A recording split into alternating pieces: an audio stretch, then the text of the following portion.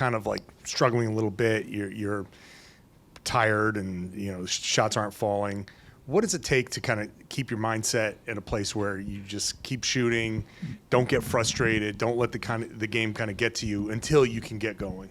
Yeah, I think we kind of understood coming into the game, like, how tough of a game it was going to be mentally and physically. Just coming off a long road trip, coming from the West Coast, practically be on a plane all day.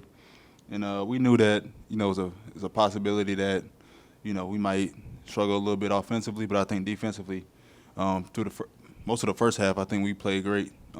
We were getting stops and, making it a game. And I think that's what helped us, for sure, just the defensive end until our offense came along.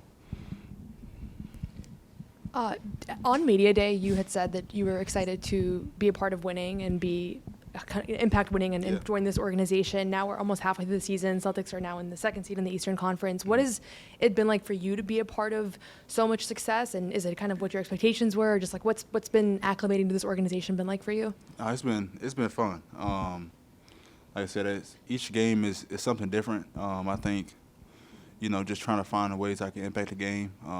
Obviously, I know I can come in and be aggressive and try to score the ball. Just, the little things, whether it's crashing the glass or, guarding my man. I think it's been fun kind of implementing myself into, this culture that's been set and the expectations that's been set already as well, too. So, it's like I said, it's been fun. Obviously almost halfway through the season, and I feel like I've grown so much in, a lot of areas, just mentally and how to approach each and every game. Just the attention to detail and, the intensity that, we play each and every night. That's the standard that's been set. And so I've been pretty pleased with myself and then obviously the team, how much we've been taking on that challenge. It's been shown. What are some of those areas of growth that stand out to you, and how do you feel like you've grown as you've gotten more comfortable here on the defensive end of the floor? Just being in the right spots and obviously, just knowing my matchup, knowing whether he can shoot, he drive left or drive right. Just being locked in. You know what I mean? Not putting myself in bad positions to be scored on or be in bad positions to put my teammates in bad positions as well. So I've been pretty pleased with myself when it comes to that end of the floor, and I just got to keep building, keep trying to build. Kind of off of that, when you're feeling good offensively, how much easier is it defensively to keep that mental approach? It's definitely, obviously, like when you got it going and, you got a little bit more offensive responsibility, obviously you get tired a little bit faster, but, it's been fun. Like when those times do happen, just trying to push myself and, staying that same person defensively, being locked in and trying to pick up full and do all that other stuff. So it's been, like tonight, it was fun to kind of push myself and conditioning-wise to, keep that same intensity defensively. Anfernee, you guys had 20 offensive rebounds. Joe mentioned it as part of the reason you guys were sort of able to extend your lead despite missing some shots in the first half. As a guard, as a guy who's spacing the floor, what goes into, being so impactful on the offensive glass, and how much are Joe and the coaching staff emphasizing that for you guys? Oh, yeah, he emphasized it a lot.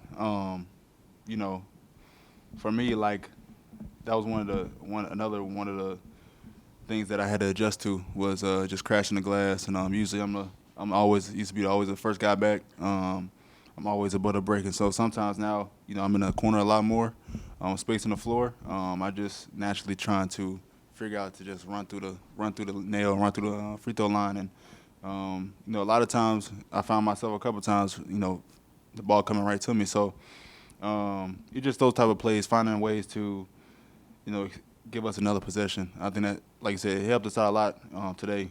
Got me a couple threes, painting a couple threes. Just those offensive rebounds helped us out a lot just to give us extra possessions. Anfernee, Joe said he feels like once you kind of learn and understand the schematics, you can play even harder and be more impactful on the defensive end. How long did it take you to feel like you really did understand what you're trying to do out there, and then what has that unlocked?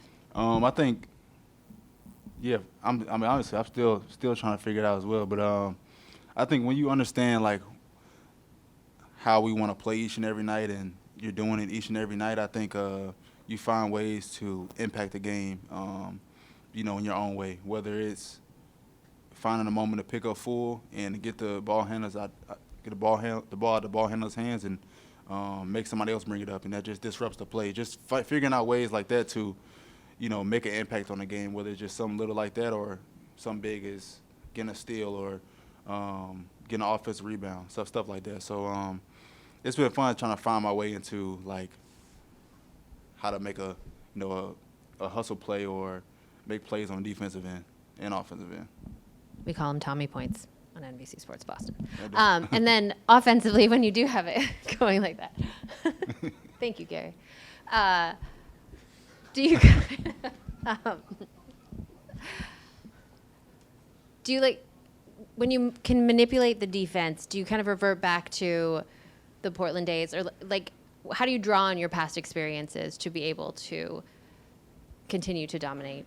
Yeah, I think obviously coming here, like, you got a lot of like good ball handlers, guys that can make plays and stuff like that. So like I knew that coming in I was gonna be able to, the game's gonna be a little bit easier for me. Obviously there's always something that's gonna be harder as well, but I think like getting wide open shots, like today my first 3 shots were wide open threes, and even though they didn't go in, I felt good about it because that's something that I always liked to get going, like if I can get some wide open threes. And so I think that's one of the biggest differences. And obviously in Portland, I was always used to being trapped and double teamed off of pick and rolls. And so when they do that, I mean, it's always an easy read for me that I'm familiar with. And I'm able to hit the seam or hit the backside or something like that. And so it makes the game easier, especially when you already hit shots and now you got the defense at your heels. And so it just makes the game that much easier to get everybody else shots at that point. Over the last several games here, you, Ugo, Luka, have really done a great job of shifting momentum in games off the bench. Is there anything in particular that's gone into that for you, maybe just more chemistry, more time together? And what's it been like gelling with those guys and, making impactful plays along the way?